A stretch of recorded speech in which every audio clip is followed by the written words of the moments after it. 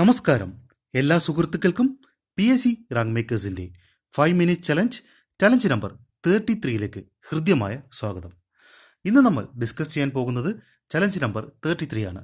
ഇതിനു മുന്നേയുള്ള എല്ലാ ചലഞ്ചുകളും നമ്മുടെ യൂട്യൂബ് ചാനലിൽ അവൈലബിൾ ആണ്. നിങ്ങൾ ആദ്യമായിട്ടാണ് ഈ വീഡിയോ കാണുന്നതെങ്കിൽ ഇതിനു മുന്നേയുള്ള ചലഞ്ചുകൾ കൂടി അറ്റൻഡ് ചെയ്യുന്നത് നിങ്ങളുടെ മാർക്കുകൾ ഇൻക്രീസ് ചെയ്യുന്നതിന് യൂസ്ഫുൾ ആയിരിക്കും. അപ്പോൾ നമുക്ക് ചലഞ്ചിലേക്ക് കടക്കാം. ഈ ചലഞ്ചിൽ ഞാൻ ഉൾപ്പെടുത്തിയിരിക്കുന്ന ക്വസ്റ്റ്യനൊപ്പമുള്ള ഓപ്ഷനിൽ നിന്നും നിങ്ങൾക്ക് ശരി എന്ന് തോന്നുന്ന ഓപ്ഷനുകൾ നോട്ട് ചെയ്ത് വെക്കുക. അവസാനം ഞാൻ പറയുന്ന ആൻസറുമായി കമ്പയർ ചെയ്ത് നിങ്ങൾക്ക് എത്രയാണോ മാർക്കുകൾ കിട്ടിയത് അവ കമൻറ്റ് ചെയ്യുക. അപ്പോൾ നമുക്ക് ഒന്നാമത്തെ ചോദ്യത്തിലേക്ക് പോകാം. ഒന്നാമത്തെ ചോദ്യം എന്ന് പറയുന്നത് 2018 മാൻ ബുക്കർ പ്രൈസ് കിട്ടിയതെന്ന് പറഞ്ഞാൽ അന്ന ബേൺസിനാണ്. അന്ന ബേൺസിൻ്റെ ഏത് നോവലിനാണ് മാൻ ബുക്കർ പ്രൈസ് കിട്ടിയത് എന്നുള്ളതാണ് നമ്മുടെ ഒന്നാമത്തെ ചോദ്യം. വാഷിങ്ടൺ ബ്ലാക്കിനാണോ, ദ ഓവർ സ്റ്റോറിക്കാണോ, ദ മാർസ് റൂമിനാണോ, മിൽക്ക് മാനാണോ? ഈ പറഞ്ഞ 4 കൃതികളിൽ ഏതിനാണ് 2018 മാൻ ബുക്കർ പ്രൈസ് ലഭിച്ചത്? ഓക്കെ, ഇനി നമുക്ക് രണ്ടാമത്തെ ചോദ്യത്തിലേക്ക് പോകാം. ഇന്ത്യൻ കോൺസ്റ്റിറ്റ്യൂഷനിലെ ഇന്ത്യൻ ഭരണഘടനയിലെ 61ാമത്തെ അമെൻമെൻറ്റ് താഴെ പറയുന്നവയിൽ എന്തുമായി ബന്ധപ്പെട്ടതാണ്? റൈറ്റ് ടു എഡ്യൂക്കേഷൻ ആണോ, വോട്ടിംഗ് പ്രായം 21 നിന്നും 18 കുറച്ചതാണോ, റൈറ്റ് ടു പ്രോപ്പർട്ടി ഫണ്ടമെൻ്റൽ റൈറ്റിൽ നിന്നും ഒഴിവാക്കിയതാണോ, GST goods and service tax introduce ചെയ്തതാണോ? ഇവയിൽ ഏതാണ് 61ാമത്തെ അമെൻമെൻറ്റ്? മൂന്നാമത്തെ ചോദ്യത്തിലേക്ക് നമുക്ക് പോകാം. മൂന്നാമത്തെ ചോദ്യം എന്ന് പറയുന്നത് കേരള ഹൈവേ റിസർച്ച് ഇൻസ്റ്റിറ്റ്യൂട്ടിന് സ്ഥിതി ചെയ്യുന്നത് എവിടെയാണ്? കോട്ടയത്താണോ, കോഴിക്കോടാണോ, എറണാകുളത്താണോ, തിരുവനന്തപുരത്താണോ? ഇതിൽ എവിടെയാണ് കേരള ഹൈവേ റിസർച്ച് ഇൻസ്റ്റിറ്റ്യൂട്ട് സ്ഥിതി ചെയ്യുന്നത്? ഓക്കെ, അടുത്തത് നാഷണൽ വോട്ടേഴ്സ് ഡേ ആയിട്ട് നമ്മൾ ആചരിക്കുന്ന ദിവസം ഏതാണ്? ഇത് ഒരുപാട് പേർക്ക് അറിയാവുന്ന ക്വസ്റ്റ്യൻ ആയിരിക്കും, എങ്കിലും ഒന്ന് ചോദിച്ചതേ ഉള്ളൂ. 15 ഓഗസ്റ്റ് ആണോ, 2 ഒക്ടോബർ ആണോ, 25 ജനുവരി ആണോ, 26 ജനുവരി ആണോ? ഇതിലേതാണ് നാഷണൽ വോട്ടേഴ്സ് ഡേ ആയിട്ട് നമ്മൾ ആചരിക്കുന്നത്? അടുത്ത നമുക്ക് 5ാമത്തെ ചോദ്യത്തിലേക്ക് പോകാം. ഓക്കെ, സൂര്യൻ്റെ അടുത്ത് നിന്നും മൂന്നാമതായി കാണപ്പെടുന്ന ഗ്രഹം എന്ത്? മൂന്നാമത് ഏറ്റവും അടുത്ത് കാണപ്പെടുന്ന ഗ്രഹം ഏത് എന്നുള്ളതാണ് ക്വസ്റ്റ്യൻ. മെർക്കുറി ആണോ, വീനസ് ആണോ, എർത്ത് ആണോ, മാർസ് ആണോ? ഇവയിൽ ഏത് ഗ്രഹമാണ് സൂര്യനോട് മൂന്നാമതായി അടുത്ത് നിൽക്കുന്നത് എന്നാണ് ചോദ്യം. ഓക്കെ, അടുത്തത് ആത്മകഥ എന്ന് പറയുന്ന ഓട്ടോബയോഗ്രഫി താഴെ പറയുന്നവയിൽ ആരാണ് എഴുതിയത്, ആരാണ് രചിച്ചത്? അക്കാമ ചെറിയാനാണോ, AV കുട്ടിമാളു അമ്മയാണോ, അന്ന ചാണ്ടിയാണോ, K ദേവയാനിയാണോ? ഇവരിൽ ആരുടെ ഓട്ടോബയോഗ്രഫിയാണ് ആത്മകഥ? ഓക്കെ, അടുത്ത നമുക്ക് 7ാമത്തെ ചോദ്യത്തിലേക്ക് പോകാം. കമ്പ്യൂട്ടറിൽ നിന്നും ചോദിക്കാൻ അല്ലെങ്കിൽ IT യിൽ നിന്നും ഒക്കെ ചോദിക്കാൻ ചാൻസ് ഉള്ള ഒരു ചോദ്യമാണ്. താഴെ തന്നിരിക്കുന്നവയിൽ ആൻഡ്രോയിഡിൻ്റെ വേർഷൻ അല്ലാത്തത് ഏത്? ആൾമണ്ട് ആണോ, കപ്പ് കേക്ക് ആണോ, ഡോണറ്റ് ആണോ, എക്ലെയർ ആണോ? ഇവയിൽ ഏതാണ് ആൻഡ്രോയിഡ് വേർഷൻ അല്ലാത്തത്? ഓക്കെ, അടുത്ത നമുക്ക് 8ാമത്തെ ക്വസ്റ്റ്യൻ മെൻ്റൽ എബിലിറ്റി എന്നൊക്കെ ചോദിക്കാൻ ചാൻസ് ഉള്ള ഒരു 8ാമത്തെ ക്വസ്റ്റ്യനിലേക്ക് നമുക്ക് പോകാം. 2215 ജൂൺ 8 എന്ന് പറയുന്നത് താഴെ പറയുന്നവയിൽ ഏത് ദിവസമാണ്? വെള്ളിയാഴ്ചയാണോ, വ്യാഴാഴ്ചയാണോ, തിങ്കളാഴ്ചയാണോ, ഞായറാഴ്ചയാണോ? ഇവയിൽ ഏതായി വരും 2215 ജൂൺ 8 എന്ന് പറയുന്ന ദിവസം? ഓക്കെ, അടുത്ത നമുക്ക് 9ാമത്തെ ക്വസ്റ്റ്യനിലേക്ക് പോകാം. ഇംഗ്ലീഷിൽ നിന്നും ചോദിക്കാൻ ചാൻസ് ഉള്ള ഒരു question. Okay, yesterday there was A dash of insect in my house. Okay, yesterday there was A dash of insects in my house എന്നാണ് ക്വസ്റ്റ്യൻ. ക്ലൗഡ് ഓഫ് ഇൻസെക്ട് ആണോ, സോം ഓഫ് ഇൻസെക്ട്സ് ആണോ, കോളനി ഓഫ് ഇൻസെക്ട്സ് ആണോ, flock of insects ആണോ? ഇതിനകത്ത് ഏതാണ് right ആയിട്ട് വരുന്ന answer എന്ന് നിങ്ങൾ നോട്ട് ചെയ്ത് വെക്കുക. അടുത്ത മലയാളത്തിൽ നിന്നും ഒരു ചോദ്യമാണ്. അനർഘം എന്ന് പറയുന്ന പദം നമ്മൾ ശരിയായിട്ട് എഴുതുമ്പോൾ ഇതിൽ ഏത് ഓപ്ഷനാണ് തിരഞ്ഞെടുക്കാൻ പറ്റുക? A ആണോ, B ആണോ, C ആണോ, D ആണോ? ഇവയിൽ ഏതായിട്ട് വരും എന്നുള്ളതാണ് ക്വസ്റ്റ്യൻ.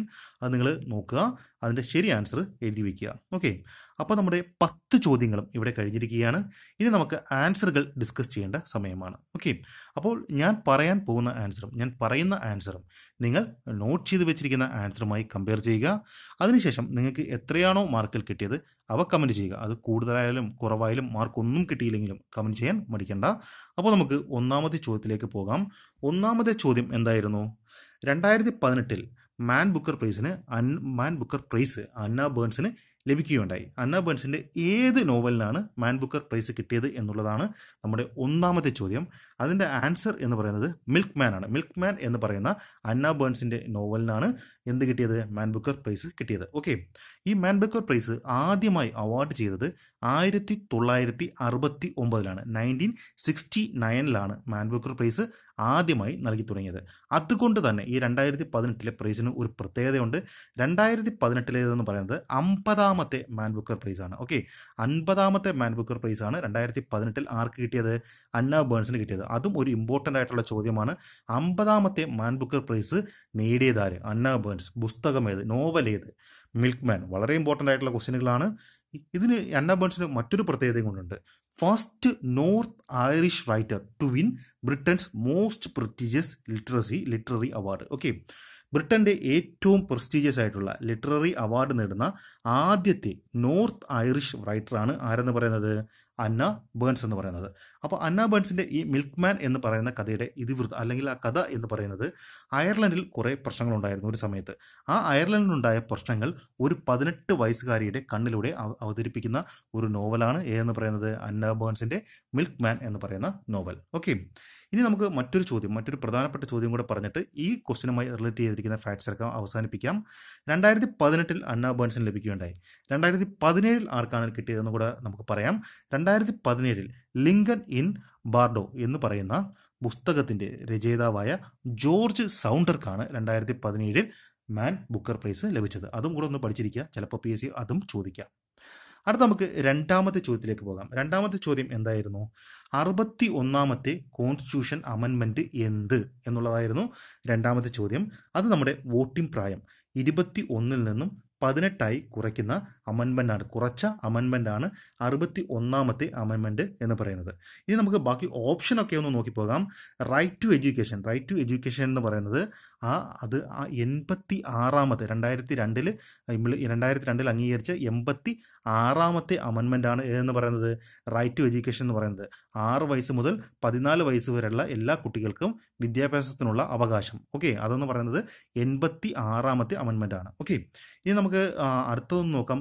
ഈ റൈറ്റ് ടു പ്രോപ്പർട്ടി ഫണ്ടമെൻ്റൽ റൈറ്റിൽ നിന്നും ഒഴിവാക്കിയത് 44ാമത്തെ അമെൻമെൻറ്റ് 1978 44ാമത്തെ അമെൻമെൻറ്റിലൂടെയാണ് റൈറ്റ് ടു പ്രോപ്പർട്ടി എന്ന് പറയുന്നത് ഫണ്ടമെൻ്റൽ റൈറ്റിൻ്റെ ലിസ്റ്റിൽ നിന്നും ഒഴിവാക്കിയത്. ഓക്കെ, ഇനി നമുക്ക് GST. അത് വളരെ റീസെൻ്റ് ആയതുകൊണ്ട് അതല്ല ആൻസർ എന്ന് നിങ്ങൾക്ക് എല്ലാവർക്കും അറിയായിരിക്കും.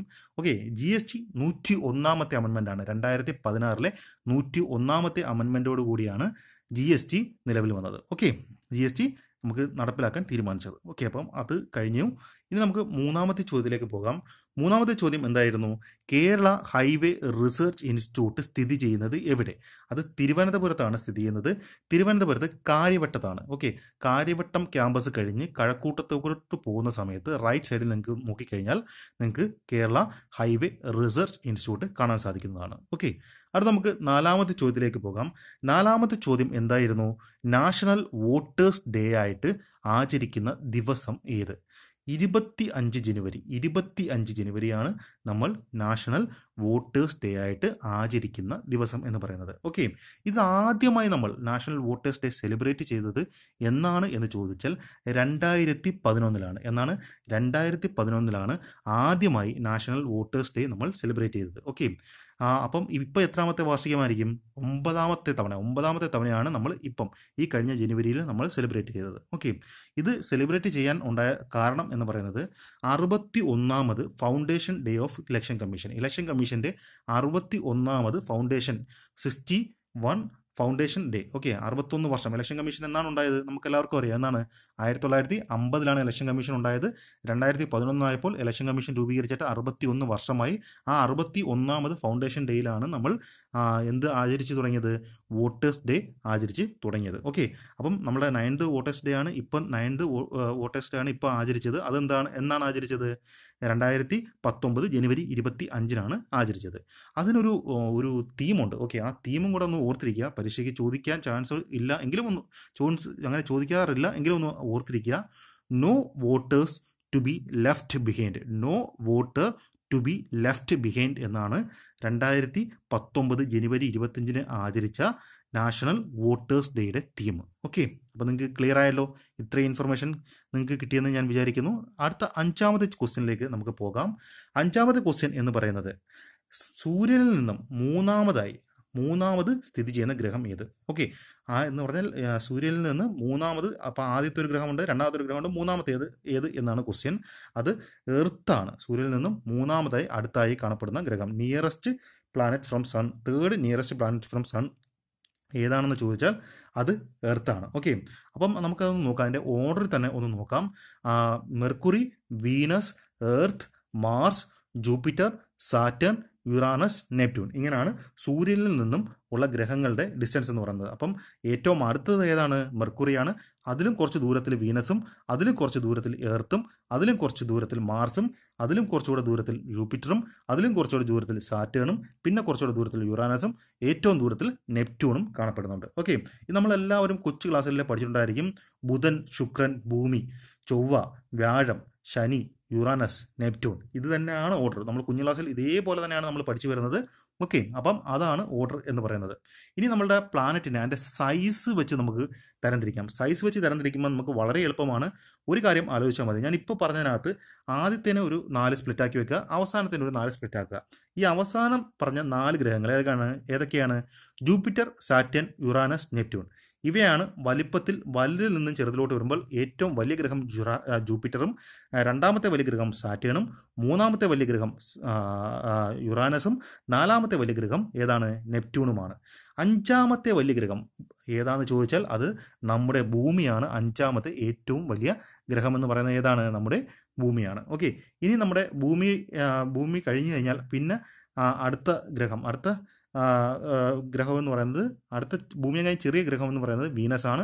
അതിലും ചെറിയ ഗ്രഹം മാർസും, ഏറ്റവും ചെറിയ ഗ്രഹം ഏതാണ്? മെർക്കുറിയുമാണ്. ഓക്കെ, അപ്പം ഏറ്റവും വലിയ ഗ്രഹം ജൂപ്പിറ്ററും ഏറ്റവും ചെറിയ ഗ്രഹം ഏതാണ്? മെർക്കുറിയുമാണ്. Jupiter, Saturn, Uranus, Neptune, Earth, Venus, Mars, Mercury. ഇതാണ് വലുതിൽ നിന്നും ചെറുതിലേക്കുള്ള ദൂരം. ഓക്കെ, വലുതിൽ നിന്നും ചെറുതിലേക്കുള്ള ഏതെന്ന് പറയുന്നത്, ഒരു നമ്മുടെ ഗ്രഹത്തെ വലുതിൽ നിന്നും ചെറുതിലായിട്ട് ക്ലാസിഫൈ ചെയ്ത് കഴിഞ്ഞാൽ നമുക്ക് ഇങ്ങനെ എഴുതാം. ജൂപ്പിറ്റർ, അത് കഴിഞ്ഞാൽ സാറ്റേൺ ആണ്, പിന്നെ യുറാനസ് ആണ്. അപ്പോൾ ജൂപ്പിറ്റർ ഏറ്റവും വലിയ ഗ്രഹം, അതിലും കുറച്ച് ചെറുതാണ് സാറ്റേൺ, അതിലും കുറച്ച് ചെറുതാണ് യുറാനസ്, അതിലും കുറച്ച് ചെറുതാണ് നെപ്റ്റ്യൂൺ, അതിലും കുറച്ച് ചെറുതാണ് എർത്ത്, അതിലും കുറച്ച് ചെറുതാണ് വീനസ്, അതിലും കുറച്ച് ചെറുതാണ് മാർസ്, ഏറ്റവും ചെറുത് ഏതാണെന്ന് ചോദിച്ചാൽ അത് മെർക്കുറിയുമാണ്. ഓക്കെ, അടുത്ത നമുക്ക് 6ാമത്തെ ചോദ്യത്തിലേക്ക് പോകാം. 6ാമത്തെ ചോദ്യം എന്തായിരുന്നു? ആത്മകഥ എന്ന് പറയുന്ന ഓട്ടോബയോഗ്രഫി എഴുതിയതാര്? ആത്മകഥ എന്ന് പറയുന്ന ഓട്ടോബയോഗ്രഫി അന്ന ചാണ്ടിയുടേതാണ്. ആരുടേതാണ്? അന്ന ചാണ്ടി. അന്ന ചാണ്ടി നമുക്ക് എല്ലാവർക്കും അറിയാം. ഇന്ത്യയിൽ ഒരു ഡിസ്ട്രിക്ട് കോടതിയിൽ ജഡ്ജിയാവുന്ന ആദ്യ വനിത ആരാണ്? അന്ന ചാണ്ടിയാണ്. ഓക്കെ, കേരളത്തിൽ ആദ്യമായി നിയമ ഡിഗ്രി, ഓക്കെ, ലോ ഡിഗ്രി അല്ലെങ്കിൽ നിയമ ബിരുദം കരസ്ഥമാക്കുന്ന ആദ്യത്തെ വുമൺ ആരാണെന്ന് ചോദിച്ചാലും അത് അന്ന ചാണ്ടിയാണ്. പിന്നെ അന്ന ചാണ്ടിയുടെ ഒരു ജേണലുണ്ട്, അതിൻ്റെ പേരാണ് ശ്രീമതി എന്ന് പറയുന്നത്. ഈ ശ്രീമതി എന്ന് പറയുന്നത് first woman magazine weekly published in Malayalam. മലയാളത്തിൽ പ്രസിദ്ധീകരിച്ച ആദ്യത്തെ വുമൺ മാഗസിൻ വീക്ക്ലി ആണ് എന്ന് പറയുന്നത് ശ്രീമതി എന്ന് പറയുന്നത്. ഓക്കെ, നമുക്ക് ബാക്കി ഓപ്ഷനുകളൊക്കെ ഒന്ന് ചെറുതായിട്ട് നോക്കാം. നമുക്ക് ഈ അക്കാമ ചെറിയൻ എന്ന് പറയുന്നത് ഝാൻസി റാണി ഓഫ് ട്രാവൻകൂർ അറിയപ്പെടുന്നത് ആരാണെന്ന് ചോദിച്ചാൽ അക്കാമ ചെറിയനാണ്. ഗാന്ധിജിയാണ് അക്കാമ ചെറിയനെ അങ്ങനെ വിശേഷിപ്പിച്ചത്. Joan of Arc of Kerala എന്നറിയപ്പെടുന്നതും ആര് തന്നെയാണ്? അക്കാമ ചെറിയാൻ തന്നെയാണ്. ഓക്കെ, പിന്നെ നമുക്ക് പ്രധാനപ്പെട്ട അക്കാമ ചെറിയാനുമായി ബന്ധപ്പെട്ട ഒരു മാർച്ചുണ്ട്. രാജധാനി മാർച്ചാണ്. തമ്പാനൂർ തൊട്ട് കവടിയാർ വരെ നടത്തിയ ഒരു മാർച്ചാണ് എന്ന് പറയുന്നത് രാജധാനി മാർച്ച് എന്ന് പറയുന്നത്. അത് അക്കാമ ചെറിയാനുമായി ബന്ധപ്പെട്ട് പഠിക്കുമ്പോൾ ഏറ്റവും പ്രധാനമായി പഠിക്കേണ്ട ഒരു വസ്തുതയാണ്. ഓക്കെ, ഇനി എ വി കുട്ടിമാളു അമ്മ എന്ന് പറയുന്നത് നമ്മളുടെ സിവിൽ ഡിസോബീഡിയൻസ് മൂവ്മെന്റ് നടത്തിയതിൻ്റെ പേരിൽ 2 മാസം പ്രായമായ ഒരു കുഞ്ഞുമായിട്ട് ജയിലിൽ കഴിയേണ്ടി വന്ന ഒരു ഒരു പൊളിറ്റീഷ്യനും അതിനൊക്കെ ഒരു സ്വാതന്ത്ര്യ സമര സേനാനിയുമാണ് ആരെന്ന് പറയുന്നത്? എ വി കുട്ടിമാളു അമ്മ എന്ന് പറയുന്നത്. ഇനി കെ ദേവയാനി വളരെ ഇമ്പോർട്ടൻ്റ് ആയിട്ട് പഠിക്കുക. ഈ അടുത്ത പരീക്ഷയ്ക്കൊക്കെ അവരെക്കുറിച്ച് ചോദിച്ചിട്ടുണ്ട്. അവരെന്ന് പറഞ്ഞാൽ കരിവള്ളൂർ സ്ട്രഗിളിൻ്റെ നേതാവാണ്. ഓക്കെ, കരിവള്ളൂർ സമരത്തിൻ്റെ നായിക ആരാണെന്ന് ചോദിച്ചാൽ ആരാണ്? കെ ദേവയാനിയാണ്. 1946 ഡിസംബറിലാണ് നടന്നത്? കരിവള്ളൂർ സ്ട്രഗിൾ നടന്നത്. ഓക്കെ, അപ്പം അതെല്ലാം കഴിഞ്ഞിരിക്കുകയാണ്. ഇനി നമുക്ക് 7ാമത്തെ ചോദ്യത്തിലേക്ക് പോകാം. 7ാമത്തെ ചോദ്യം എന്തായിരുന്നു? താഴെ പറയുന്നവയിൽ ആൻഡ്രോയിഡിൻ്റെ വേർഷൻ അല്ലാത്തത് ഏത്? ആൻഡ്രോയിഡിൻ്റെ വെർഷൻ അല്ലാത്തത് ആൽമണ്ട് ആണ്. ആൻഡ്രോയിഡ് എന്ന് പറഞ്ഞാൽ നമുക്ക് എല്ലാവർക്കും അറിയാം. ഇന്ന് സ്മാർട്ട് ഫോൺ ഉപയോഗിക്കുന്ന എല്ലാവർക്കും അറിയാവുന്ന കാര്യമാണ് എന്ന് പറയുന്നത്. ആൻഡ്രോയിഡ് എന്ന് പറയുന്ന most popular smart phone operating system ഏതാണെന്ന് ചോദിച്ചാൽ എവിടെയും തപ്പി നടക്കേണ്ട, ആൻഡ്രോയിഡ് ആണ് അതിൻ്റെ ആൻസർ എന്ന് പറയുന്നത്. ഈ ആൻഡ്രോയിഡ് എന്ന് പറയുന്നത് ഗൂഗിളിൻ്റെ ഓപ്പറേറ്റിംഗ് സിസ്റ്റമാണ്. ഗൂഗിളാണ് അതിൻ്റെ ഇപ്പോഴത്തെ അധികാരി എന്ന് പറയുന്നത്. ഏതിൻ്റെയാണ്? ആൻഡ്രോയിഡ് എന്ന് പറയുന്ന ഓപ്പറേറ്റിംഗ് സിസ്റ്റത്തിൻ്റെ അധികാരി. ഇനി നമുക്ക് ഈ ആൻഡ്രോയിഡിൻ്റെ വെർഷൻ ഏതൊക്കെയാണെന്ന് നോക്കാം. ഇനി ഒരു പരീക്ഷയ്ക്ക് ചോദിച്ചാൽ നിങ്ങളത് അറിഞ്ഞിരിക്കണം. സാധാരണ എന്ന് പറഞ്ഞാൽ നമ്മുടെ സീറ്റ്സിൻ്റെ പേര് വെച്ചിട്ടാണ് ആൻഡ്രോയിഡ് വെർഷന് പേരിടാറുള്ളത്. അതിനകത്ത് എയും ബിയും വെച്ചിട്ടുള്ള വെർഷനുകളില്ല. സി തൊട്ടിക്ക് ഇപ്പം നമുക്ക് ക്യൂ വരെയുള്ള വെർഷനുകളുണ്ട്. ഓക്കെ, സി എന്ന് പറയുന്നത് കപ്പ് കേക്കാണ്, ഡി എന്ന് പറയുന്നത് ഡോണറ്റാണ്, ഇ എന്ന് പറയുന്നത് എക്ലെയർ ആണ്. അത് മൂന്നും ഓപ്ഷനകത്തുണ്ട്. ഇനി എഫ് എന്ന് പറയുന്നത് ഫ്രോയോ ആണ്, ജി എന്ന് പറയുന്നത് ജിഞ്ചർ ബ്രെഡ് ആണ്, എച്ച് എന്ന് പറയുന്നത് ഹണിക്കോമ്പും, ഐ എന്ന് പറയുന്നത് ഐസ്ക്രീം സാൻഡ്വിച്ചുമാണ്. ജെ എന്ന് പറയുന്നത് ജെല്ലിബീനും, കെ എന്ന് പറയുന്നത് കിറ്റ്കാറ്റും, എൽ എന്ന് പറയുന്നത് ലോലിപോപ്പുമാണ്. എം എന്ന് പറയുന്നത് മാർഷ്മലോ, എൻ എന്ന് പറയുന്നത് നഗേറ്റ്, ഒ എന്ന് പറയുന്നത് ഓറിയോ, പി എന്ന് പറയുന്നത് പൈ. ഓക്കെ, അപ്പം ഇത്രയും ഓപ്പറേറ്റിംഗ് സിസ്റ്റമാണ് ഇപ്പോൾ ഉള്ളത്. പിന്നെ ക്യൂ എന്ന് പറയുന്ന ഒരു ഓപ്പറേറ്റിംഗ് സിസ്റ്റമാണ് ലേറ്റസ്റ്റ് ആയിട്ട് ഡെവലപ്പ് ചെയ്തുകൊണ്ടിരിക്കുന്നത്. അത് ആൻഡ്രോയിഡ് ക്യൂ എന്നാണ് അതിൻ്റെ പേര് ഇപ്പോൾ ഇട്ടിരിക്കുന്നത്. അതിൻ്റെ പേര് പിന്നെ അവർ റിവൈസ് ചെയ്യുമായിരിക്കും. അതാണ് ഏറ്റവും ലേറ്റസ്റ്റ് ആയിട്ട് ഇപ്പം വർക്ക് ചെയ്തുകൊണ്ടിരിക്കുന്ന OS എന്ന് പറയുന്നത്, ആൻഡ്രോയിഡിൻ്റെ ഓപ്പറേറ്റിംഗ് സിസ്റ്റം എന്ന് പറയുന്നത്. ഓക്കെ, ഇനി നമുക്ക് എട്ടാമത്തെ ചോദ്യത്തിലേക്ക് പോകാം. എട്ടാമത്തെ ചോദ്യം എന്ന് പറയുന്നത് സാധാരണ ഞാൻ ഇത്രയും സ്റ്റെപ്പുകളുള്ള ക്വസ്റ്റ്യൻ ഇടാറില്ല. അപ്പോൾ നമ്മുടെ ചാനലിൽ തന്നെ ഒരു സുഹൃത്ത് കമൻറ്റ് ചെയ്തതിൻ്റെ പേരാണ് ഇങ്ങനൊരു ക്വസ്റ്റ്യൻ ഇട്ടത്. അപ്പം ഇതെന്ന് പറയുന്നത് 8 ജൂൺ 2215 ഏത് ദിവസം വരും എന്നുള്ളതാണ് ക്വസ്റ്റ്യൻ. അത് കണ്ടുപിടിക്കാനുള്ള ഒരു ടെക്നിക്കുണ്ട്. ആ ടെക്നിക്കാണ് ഞാൻ ആദ്യം പറയാൻ പോകുന്നത്. ഇത് നമ്മുടെ ഓഡ് നമ്പർ കണ്ടുപിടിച്ച് അതിൻ്റെ സം ചെയ്യുന്ന ഒരു രീതിയാണ്. അത് ചുമ്മാ ഓഡ് നമ്പർ കണ്ടുപിടിക്കുകയല്ല, അതിന് കുറച്ച് റൂൾസ് ഉണ്ട്. അത് ഞാനൊന്ന് പറയാം. ഇത് കുറച്ച് സമയമെടുക്കുന്ന ഒരു ചോദ്യമാണ്. അതിനു മുമ്പേ നിങ്ങൾ ഓർത്തിരിക്കേണ്ട കുറച്ച് വസ്തുതകൾ എന്ന് ഞാൻ പറഞ്ഞു തരാം. 100 വർഷത്തിൽ 5 ഓഡ് ഡേയ്സ് ഉണ്ട്. 200 വർഷത്തിൽ 10 ഓഡ് ഡേയ്സ് ഉണ്ട്. 300 വർഷത്തിൽ 15 ഓഡ് ഡേയ്സ് ഉണ്ട്. 400 വർഷത്തിൽ 21 ഓഡ് ഡേയ്സ് ഉണ്ട്. ഇപ്പം നിങ്ങളെല്ലാം വിചാരിക്കും 100ൽ 5, പിന്നെ ഒരു 100 കൂടെ കൂട്ടുമ്പോൾ 10, പിന്നെ ഒരു 100 കൂടെ കൂട്ടുമ്പോൾ 15, ഈ 400 മാത്രം 21 അങ്ങനെ വരിക, 20 അല്ലേ വരിക എന്ന് ചിന്തിക്കും. പക്ഷെ അതിനൊരു പ്രത്യേകത ഉണ്ട്, ഒരു കാരണമുണ്ട്. 100ഉം 200ഉം 300ഉം ഈ 3 ഇയേഴ്സ് എന്ന് പറയുന്നത് ലീപ്പ് ഇയറുകൾ അല്ല. ഓക്കെ, ലീപ്പ് ഇയർ എന്ന് പറയുന്നത് സാധാരണ നമ്മളെല്ലാം പഠിച്ചു വെച്ചേക്കുന്നത് 4 കൊണ്ട് ഡിവൈഡ് ചെയ്യാൻ പറ്റുന്നത് എല്ലാം ലീപ്പ് ഇയർ ആണ് എന്നുള്ളതാണ്. പക്ഷേ ആ റൂളിൽ ചെറിയൊരു വ്യത്യാസമുണ്ട്. 4 കൊണ്ട് ഡിവൈഡ് ചെയ്തതിന് ശേഷം 100 കൊണ്ട് ഡിവൈഡ് ചെയ്യാൻ പറ്റുകയാണെങ്കിൽ ആ നമ്പറിനെ 400 കൊണ്ടും ഡിവൈഡ് ചെയ്യാൻ പറ്റിയിരിക്കണം, എങ്കിൽ മാത്രമേ ലീപ്പ് ഇയർ ആവൂ. ഇവിടെ നമുക്ക് 4 കൊണ്ട് ഡിവൈഡ് ചെയ്യാൻ പറ്റും, 100നെ 25 കിട്ടും. പക്ഷേ 100 കൊണ്ട് ഡിവൈഡ് ചെയ്യാനും പറ്റും, പക്ഷേ 400 കൊണ്ട് ഡിവൈഡ് ചെയ്യാൻ പറ്റില്ല. ഓക്കെ, അപ്പോൾ ആ കേസിൽ, അങ്ങനെ വരുന്ന കേസിൽ എന്ന് പറഞ്ഞാൽ അവസാനം 2 പൂജ്യങ്ങൾ അല്ലെങ്കിൽ അവസാനം 100 കൊണ്ട് ഡിവൈഡ് ചെയ്യാൻ പറ്റുന്ന ഒരു കേസാണ് വരുന്നതെങ്കിൽ അതിനെ 400 കൊണ്ടും ഡിവൈഡ് ചെയ്യാൻ കഴിയുമെങ്കിൽ മാത്രമേ ആ ഇയർ എന്താവുകയുള്ളൂ, ലീപ്പ് ഇയർ ആവുകയുള്ളൂ. ഓക്കെ, ഇനി നമുക്ക് സ്റ്റെപ്പിലേക്ക് വരാം. സ്റ്റെപ്പിലേക്ക് എന്ന് പറയുമ്പോൾ ഇപ്പം 400 ലീപ്പ് ഇയർ ആണെങ്കിൽ 800ഉം 1200ഉം 1600ഉം 2000ഉം 2400ഉം അങ്ങനെ 4ൻ്റെ മൾട്ടിപ്പിൾ ആയിട്ട് വരുന്ന എല്ലാ ഇയറും, ഓക്കെ, 400ൻ്റെ മൾട്ടിപ്പിൾ ആയിട്ട് വരുന്ന എല്ലാ ഇയറുകളും ലീപ്പ് ഇയറുകൾ തന്നെയായിരിക്കും. അപ്പോൾ ഇത് കണ്ടുപിടിക്കാനുള്ള ടെക്നിക്ക് 2215നെ നമ്മളൊന്ന് സ്പ്ലിറ്റ് ചെയ്യുക. 2000, 200, 15 അങ്ങനെ 3ആയിട്ട് സ്പ്ലിറ്റ് ചെയ്യുക. ഓക്കെ, ഇനി 2000ൽ എത്ര ഓഡ് ഡേയ്സ് ഉണ്ടെന്ന് കണ്ടുപിടിക്കുക. 2000ൽ നമ്മൾ പറഞ്ഞു 400ൻ്റെ മൾട്ടിപ്പിളാണ് 2000 എന്ന് പറയുന്നത്. അപ്പം 0 ആണ് അവിടെ വരുന്നത്. അവിടെ ഓഡ് ഡേയ്സ് ഒന്നും വരുന്നില്ല. ഓക്കെ, 21 ഓഡ് ഡേയ്സ് ഉണ്ട്. 21 ഓഡ് ഡേയ്സ് എന്ന് പറയുന്നത് 400 വർഷത്തിൽ 21 ഓഡ് ഡേയ്സ് ഉണ്ട്. 21 ഓഡ് ഡേയ്സ് എന്ന് പറയുന്നത് എന്താണ്? 3 വീക്കാണ്. 3 വീക്ക് കഴിഞ്ഞ് കഴിഞ്ഞാൽ പിന്നെ അവിടെ ഓഡ് ഡേയ്സ് ഇല്ല. ഓക്കെ, 100 വർഷത്തിൽ 5 ഓഡ് ഡേയ്സ് ഉണ്ട്. അതേപോലെ 200 വർഷത്തിൽ 10 ഓഡ് ഡേയ്സിനകത്ത് 1 വീക്ക് കഴിഞ്ഞാൽ പിന്നെ 3 ഓഡ് ഡേയ്സേ ഉള്ളൂ.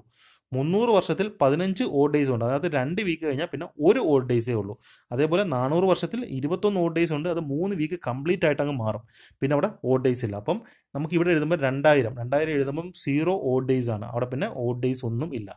200ൻ്റെ കേസിൽ നമ്മൾ നേരത്തെ പറഞ്ഞാൽ നോക്കുക, 100 കഴിഞ്ഞ് 200 10 ഓഡ് ഡേയ്സ് വരും. അത് 1 വീക്ക് മാറിക്കഴിഞ്ഞാൽ പിന്നെ എത്ര ഓഡ് ഡേയ്സ് ഉണ്ട്? 3 ഓഡ് ഡേയ്സ് ഉണ്ട്. ഓക്കെ, അത് എഴുതുക. ഇനി ഞാൻ മേട് 15 എഴുതി, ഇവിടെ താഴെ 14 എഴുതി. നിങ്ങൾക്ക് ഒരു ഓട്ടോമാറ്റിക്കായിട്ട് കൺഫ്യൂഷൻ ഉണ്ടാവും എന്താണെന്ന്. ഇവിടെ 2215 ഞാൻ 15 എന്ന് കൃത്യമായി എഴുതണമെങ്കിൽ എന്നോട് ചോദിച്ചിരിക്കുന്ന ഡേറ്റ എന്ന് പറയുന്നത് നമ്മളുടെ 2215 അവസാന ദിവസം ഏതാണെന്നാണ് ചോദിച്ചിരുന്നതെങ്കിൽ എനിക്ക് 15 തന്നെ എഴുതാം. പക്ഷേ ഇവിടെ അങ്ങനെയല്ല ചോദിച്ചിരിക്കുന്ന ഒരു മിഡിൽ ഡേ ആണ്. 2015 കംപ്ലീറ്റ് ആയിട്ടില്ല. ഓക്കെ, കംപ്ലീറ്റ് ആകാത്തത് കൊണ്ട് തന്നെ ആ 15 നമുക്ക് എഴുതാൻ പറ്റില്ല. 14ഉം പിന്നെ 14 കഴിഞ്ഞ് വരുന്ന 6 മാസമെങ്കിൽ 6 മാസം, 5 ദിവസമെങ്കിൽ 5 ദിവസം, അങ്ങനെ എഴുതാൻ പറ്റുകയുള്ളൂ. അപ്പോൾ 14 നോക്കാം. 14 എന്ന് പറയുന്ന വർഷത്തിൽ എത്ര ഓഡ് ഡേയ്സ് ഉണ്ടെന്ന് നോക്കാം. 14നകത്ത് 4, 8, 12 ഇത് മൂന്നും എന്താണ്? ലീപ്പ് ഇയറുകളാണ്. ഈ 3 വർഷത്തിലും 2 ഓഡ് ഡേയ്സ് വെച്ച് വരും. ഓക്കെ, അപ്പം എന്താണ് ഈ നമ്മുടെ 4, 8, 12 സാധാരണ ഒരു വർഷം എന്ന് പറയുന്നത് 365 ദിവസമാണല്ലോ വരുന്നത്. 365 ദിവസം വരുന്നതിനകത്ത് 52 വീക്കും പിന്നെ ഒരു ഓഡ് ഡേയ്സുമാണ് വരുന്നത്. പക്ഷേ ലീപ്പ് ഇയറിൻ്റെ കേസിൽ 52 വീക്കും 2 ഓഡ് ഡേയ്സും വരും. അപ്പോൾ ഈ 14നകത്ത് 3 വീക്കുകളുണ്ട്. 14നകത്ത് എന്തുണ്ട്? 14 എന്ന് പറയുന്ന ഇയറിൽ 3 ലീപ്പ് ഇയറുകളുണ്ട്. അപ്പോൾ ആ 3 × 2 എന്ന് പറഞ്ഞ് കൊടുത്തിരിക്കുന്നത് അതുകൊണ്ടാണ്. ഇനി 11 ഓഡ് ഡേയ്സും ഉണ്ട്, 11 ഓഡ് ഇയറുകളും ഉണ്ട്. അപ്പോൾ മൊത്തം 17 ദിവസം വരും. 17 ദിവസം എന്ന് പറയുമ്പം 2 വീക്ക് പ്ലസ് 3 ദിവസമാണ്. ആ 3 ദിവസം ഞാൻ അതേപോലെ എഴുതി. ഇനി നമുക്ക് ജനുവരി 1 നമുക്ക് 8 ജൂൺ ഏതാണെന്നാണ് ക്വസ്റ്റ്യൻ. അപ്പം ജനുവരി 1 മുതൽ 8 ജൂൺ വരെ എത്ര ഓഡ് ഡേയ്സ് ഉണ്ടെന്ന് നോക്കാം. ആദ്യമേ നമുക്ക് അതിൻ്റെ എത്ര ഡേയ്സ് ഉണ്ടെന്ന് നോക്കാം. 159 ഡേയ്സ് ഉണ്ട്. ഈ 159നെ നമ്മൾ 7 കൊണ്ട് ഡിവൈഡ് ചെയ്യുമ്പോഴത്തേക്ക് 5 ശിഷ്ടം വരും. എന്ന് പറഞ്ഞാൽ 5 ഓഡ് ഡേയ്സ് ആണ്. 1 ജനുവരി തൊട്ട് 8 ജൂൺ വരെ ഉള്ളത് 5 ഓഡ് ഡേയ്സ് ആണ്. അപ്പോൾ നമ്മൾ ഓഡ് ഡേയ്സ് എല്ലാം കണ്ടുപിടിച്ച് കഴിഞ്ഞു. 2000 ഓഡ് ഡേയ്സ് ഒന്നുമില്ല. 200 3 ഓഡ് ഡേയ്സ്, 14 3 ഓഡ് ഡേയ്സ്, 1 ജനുവരി തൊട്ട് 8 ജൂൺ വരെ 5 ഓഡ് ഡേയ്സ്, അങ്ങനെയാണ് വരുന്നത്. അപ്പം ഇനി ഇതിൻ്റെ എല്ലാം സം എടുത്താൽ മതി, നമുക്ക് ആൻസർ കിട്ടും. അപ്പം 0 പ്ലസ് 2000 ഒന്നുമില്ല, അതുകൊണ്ട് 0. 200 3 ഉണ്ട്, അപ്പോൾ 0 + 3. 14 3 ഉണ്ട്, അപ്പോൾ 0 + 3 + 3. പിന്നെന്താണ്? 1 ജനുവരി തൊട്ട് 8 ജൂൺ വരെ 5 ഉണ്ട്. അപ്പം 0 + 3 + 3 + 5, അപ്പോൾ എത്ര വരും? 11 ഡേയ്സ് വരും. 11 ഡേയ്സ് എന്ന് പറയുന്നത് ഒരാഴ്ചയും പിന്നെ 4 ദിവസവുമാണ്. അപ്പം 4 ഓഡ് ഡേയ്സേ ഉള്ളൂ. അപ്പം 4 ഓഡ് ഡേയ്സ് ആണ് വരുന്നത്. ഈ 4 ഓഡ് ഡേയ്സ് വന്നാൽ, ഇപ്പം 4 ഓഡ് ഡേയ്സ് വരുവാണെങ്കിൽ, അപ്പം നമുക്കൊരു ഫോർമുലയുണ്ട്. ഒരു നമ്പർ, ഒരു സീരീസ് ആണ്. 0 ഓഡ് ഡേയ്സ് വന്നു കഴിഞ്ഞാൽ അത് സൺഡേ ആയിരിക്കും. 1 ഓഡ് ഡേ വന്നാൽ അത് മൺഡേ ആയിരിക്കും. 2 ഓഡ് ഡേ വന്നാൽ അത് ട്യൂസ്ഡേ ആയിരിക്കും. 3 ഓഡ് ഡേ വന്നാൽ അത് വെനസ്ഡേയും. 4 ഓഡ് ഡേ വന്നാൽ തേഴ്സ്ഡേയും. 5 ഫ്രൈഡേയും 6 സാറ്റർഡേയുമാണ്. ഇപ്പം നമ്മുടെ കേസിൽ എന്താണ്? 4 ഓഡ് ഡേയ്സ് ആണ് വന്നത്, അതുകൊണ്ട് ഇത് തേഴ്സ്ഡേ ആയിരിക്കും. അപ്പോൾ ഇതിൻ്റെ ആൻസർ എന്താണ്? തേഴ്സ്ഡേ ആണ്. ഓക്കെ, അപ്പോൾ നമുക്ക് ഇനി ഒരു നമ്പർ ലീപ്പ് ഇയർ ആണോ അല്ലേ എന്നുള്ളത് കണ്ടുപിടിക്കുന്ന സ്റ്റെപ്പ് ഞാനിവിടെ പറഞ്ഞുകൊണ്ട് ഇത് ആവശ്യമുള്ളവർ നോക്കുക. ആ 100 വരുന്ന കേസുകളിൽ എന്ത് ചെയ്യണം എന്നുള്ളതാണ് ഞാൻ ഈ സ്റ്റെപ്പിൽ പറഞ്ഞിരിക്കുന്നത്. അടുത്ത നമുക്ക് 9ാമത്തെ ചോദ്യത്തിലേക്ക് പോകാം. 9ാമത്തെ ചോദ്യം എന്ന് പറയുന്നത് ഡാഷ് ഓഫ് ഇൻസെക്റ്റ്, അതിൻ്റെ സോം ഓഫ് ഇൻസെക്റ്റ് എന്നാണ് നമ്മൾ പറയുന്നത്. എന്താണ്? സോം ഓഫ് ഇൻസെക്റ്റ് എന്നാണ് പറയുന്നത്. Yesterday there was a swarm of insect in my house എന്നാണ് നമ്മൾ പറയേണ്ടത്. ഓക്കെ, ഇനി നമ്മൾ സാധാരണ ഈ എന്താ പറയുക, ക്ലൗഡ് എന്നൊക്കെ പറയുന്നത് ഇതിന് ഈ ഡാഷ് ഇൻസെക്റ്റിൻ്റെ കൂട്ടത്തിനെ സോം എന്ന് മാത്രമല്ല നമ്മൾ ഫ്ലൈറ്റ് എന്നും, ഹോർഡ് എന്നും, നെസ്റ്റ് എന്നും, പ്ലേഗ് എന്നും, റാബിൾ എന്നൊക്കെ പറയാറുണ്ട്. അപ്പോൾ എന്തൊക്കെയാണ്? ഫ്ലൈറ്റ് ഓഫ് ഇൻസെക്റ്റ് എന്ന് പറയാറുണ്ട്, ഹോർഡ് ഓഫ് ഇൻസെക്റ്റ് എന്ന് പറയാറുണ്ട്, നെസ്റ്റ് ഓഫ് ഇൻസെക്റ്റ് എന്ന് പറയാറുണ്ട്, പ്ലേഗ് ഓഫ് ഇൻസെക്റ്റ് എന്ന് പറയാറുണ്ട്, റാബിൾ ഓഫ് ഇൻസെക്റ്റ് എന്ന് പറയാറുണ്ട്. ഓക്കെ, ഈ ക്ലൗഡ് ഓപ്ഷൻ എ ആയിട്ട് കൊടുത്തിരിക്കുന്ന ക്ലൗഡ് സാധാരണ നമുക്ക് bats, fox, grasshoppers, tadpoles, ഇതിൻ്റെ കൂട്ടത്തിലാണ് നമ്മൾ എന്ത് പറയുന്നത്? Cloud of bats, cloud of foxes, cloud of grasshoppers, cloud of tadpoles, അങ്ങനെ പറയാറുണ്ട്. ഇനി കോളനി എന്ന് പറയുന്നത് colony of ants, colony of bacteria, colony of frogs, അതിനാണ് സാധാരണയായിട്ട് നമ്മൾ കോളനി ഉപയോഗിക്കുന്നത്. ഇനി ഫ്ലോക്ക് ആണെങ്കിൽ flock of birds, flock of camels, flock of goats. Okay, GOATS, goats. അപ്പം ഇതാണ് നമ്മൾ സാധാരണ ഉപയോഗിക്കാറുള്ളത്. ഇനി നമുക്ക് ശരിയായ പദം കണ്ടുപിടിക്കാനുള്ളതാണ്. അനർഘം എന്ന് പറയുന്നതിൻ്റെ കറക്റ്റ് സ്പെല്ലിംഗ് ആണ് ചോദിച്ചത്. ഓപ്ഷൻ അത് ബി ആണ്. അനർഘം എന്ന് പറഞ്ഞാൽ എന്താണ്? വിലമതിക്കാനാവാത്ത. ഓക്കെ, ഇപ്പം നമ്മുടെ കർണൻ്റെ പാഠമൊക്കെ പഠിച്ചിട്ടുണ്ടെങ്കിൽ നമുക്ക് പഠിച്ചിട്ടുണ്ടാവും കർണൻ്റെ അനർഘമായ കവച കുണ്ടലങ്ങൾ എന്നൊക്കെ നമ്മൾ പഠിച്ചിട്ടുണ്ടാവും. ഓക്കെ, അതാണ് അനർഘം. അനർഘം എന്ന് പറയുന്നത് വിലമതിക്കാൻ ആവാത്ത. ഓക്കെ, അതിൻ്റെ വില നിശ്ചയിക്കാൻ കഴിയാത്തത്. ഓക്കെ, അപ്പോൾ നമ്മുടെ 10 ചോദ്യങ്ങളും കഴിഞ്ഞിരിക്കുകയാണ്. അപ്പം നിങ്ങൾക്ക് എല്ലാവർക്കും നല്ല മാർക്കുകൾ കിട്ടിയെന്ന് ഞാൻ വിചാരിക്കുന്നു. ഞാൻ എക്സ്പ്ലെയിൻ ചെയ്ത അതിനകത്ത് നിങ്ങൾക്ക് എന്തെങ്കിലും ഡൗട്ട് ഉണ്ടെങ്കിൽ ഞാൻ നോട്ട്സ് തരുന്ന സമയത്ത് അത് കുറച്ചുകൂടി ക്ലിയറായി തരുന്നതായിരിക്കും. അപ്പോൾ ഇതിൻ്റെ നോട്ട്സ് ആവശ്യമുണ്ടെങ്കിൽ തക്ഷക് PSC thakpse@gmail.com thakshakpse@gmail.com എന്ന് പറയുന്ന ഇമെയിൽ അഡ്രസ്സിലോട്ട് ഒരു മെയിൽ ചലഞ്ച് നമ്പർ 33 എന്ന് പറഞ്ഞ് സബ്ജക്റ്റിൽ വെച്ചിട്ട് മാത്രം അയക്കുക. ഞാൻ ഇതിൻ്റെ നോട്ട് നിങ്ങൾക്ക് സെൻഡ് ചെയ്ത് തരുന്നതായിരിക്കും. അപ്പോൾ ഇത്രയും നേരം PSC റാങ്ക് മേക്കേഴ്സിൻ്റെ ചലഞ്ച് നമ്പർ 33 അറ്റൻഡ് ചെയ്ത എല്ലാവർക്കും നന്ദി. നിങ്ങളുടെ മാർക്കുകൾ കമൻറ്റ് ചെയ്യാൻ മറക്കരുത്. Thank you so much.